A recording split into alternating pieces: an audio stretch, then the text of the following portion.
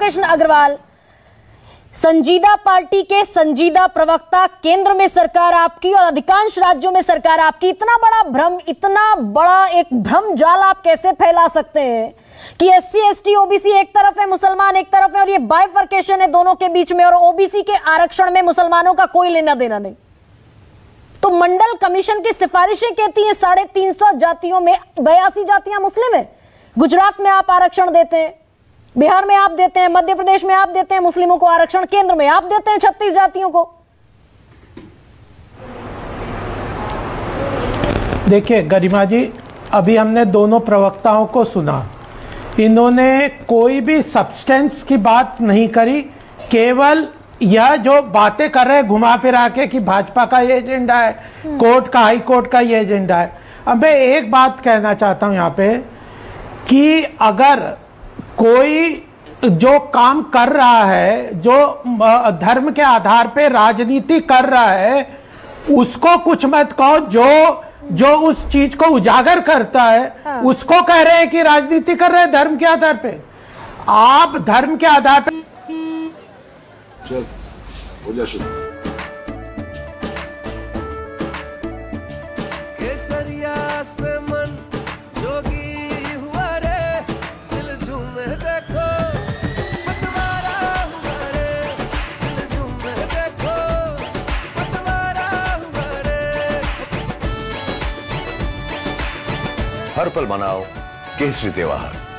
विमल बोलो जुमा केसरी। राजनीति कर रहे हैं। भारतीय जनता पार्टी पिछले 10 वर्ष में सारी सरकारी योजनाओं में बिना किसी भेदभाव के सभी धर्मों को उसका लाभ दे रहे हैं। ये अलग कांग्रेस क्या कहती है कि इस देश में पहले मैं जो सवाल आपसे पूछ रही हूँ, सुनिए ना, सुनिए तो सही। पहले सबसे पहला सवाल मेरा ये है कि ये मैं सच कह रही हूँ क्या कि इस देश में ओबीसी में जो जातियां हैं तकरीबन 3,500, उसमें पहले से 42 मुस्लिम जातियों को ओबीसी के तहत रिजर्वेशन मिलता है, ये सच है क्या?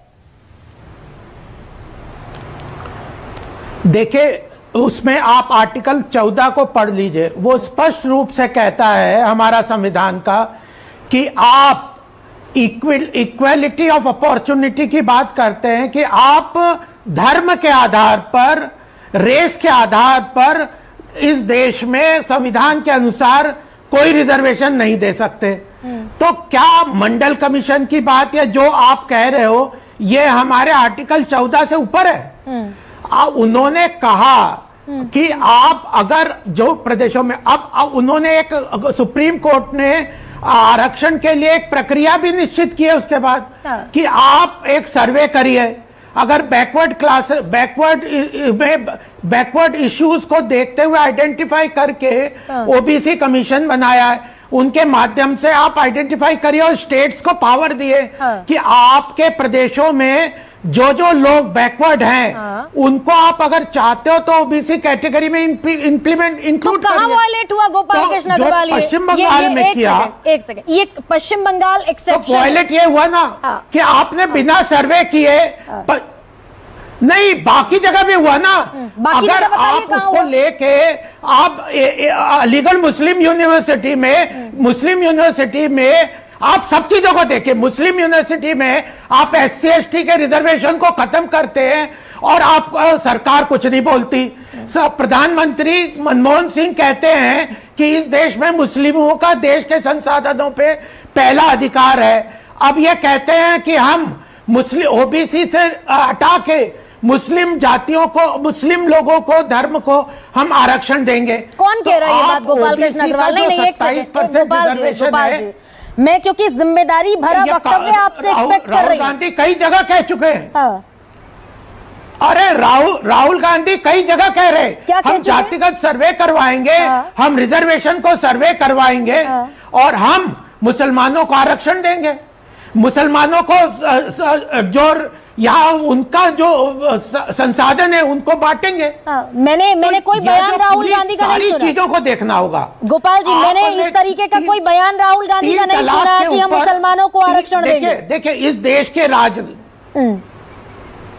मनमोहन सिंह ने क्या कहा है कि इस देश में मुसलमानों का अधिकार भारत के संसाधनों पे पहले है। क्या यह सांप्रदायिक बयान नहीं है? क्या ममता बनर्जी ने जो 5 लाख सर्टिफिकेट दिए ये वो सांप्रदायिक नहीं है?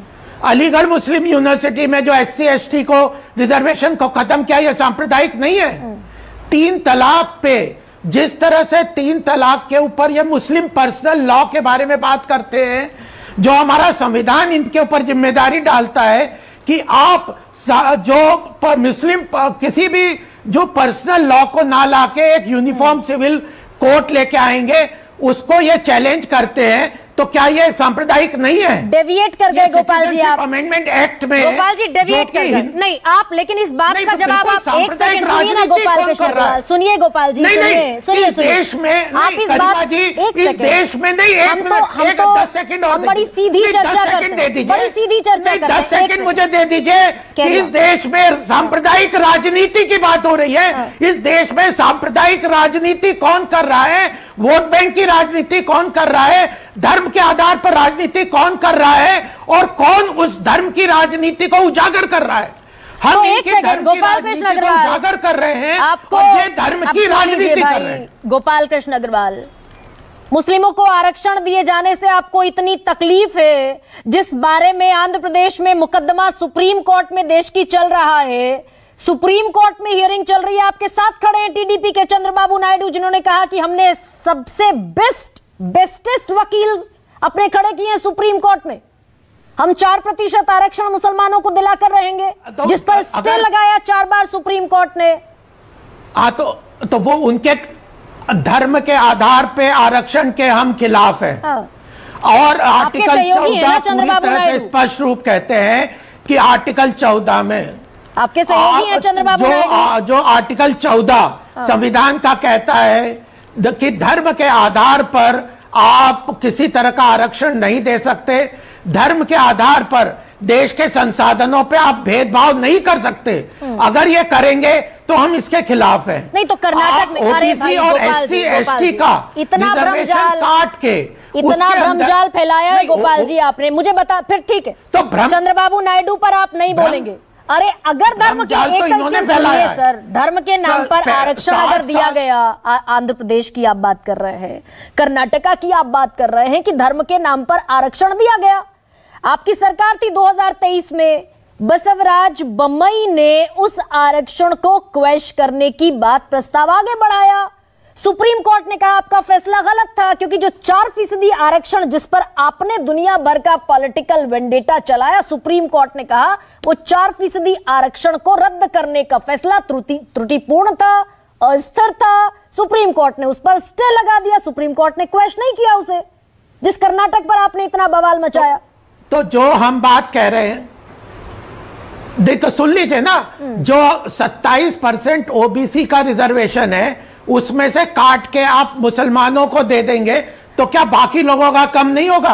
यही बात कह रहे हैं कि ओबीसी में जो रिजर्वेशन है उनको काट के या SC ST के रिजर्वेशन को काट के आप किसी एक धर्म आधारित रिजर्वेशन किसी को देंगे तो उनका रिजर्वेशन कम होगा। यह तो मैथमेटिकल जो कैलकुलेशन है। सुप्रीम कोर्ट ने कहा ना, सुप्रीम कोर्ट नहीं फंस गए कहां? नहीं सुनिए, धर्म के कैसे फंसे। सुप्रीम कोर्ट ने कहा यथास्थिति बनी रहेगी, सुप्रीम कोर्ट ने कहा यथास्थिति बनी रहेगी, सुप्रीम कोर्ट ने कहा आपका आरक्षण हटाने का फैसला त्रुटिपूर्ण था, अस्थिर था। ये तो सुप्रीम कोर्ट की टिप्पणी है। जिस कर्नाटक में आप कह रहे हैं कि संविधान का वायलेशन हुआ, सुप्रीम कोर्ट ने उसे कहा कि भाई आपका गलत फैसला था,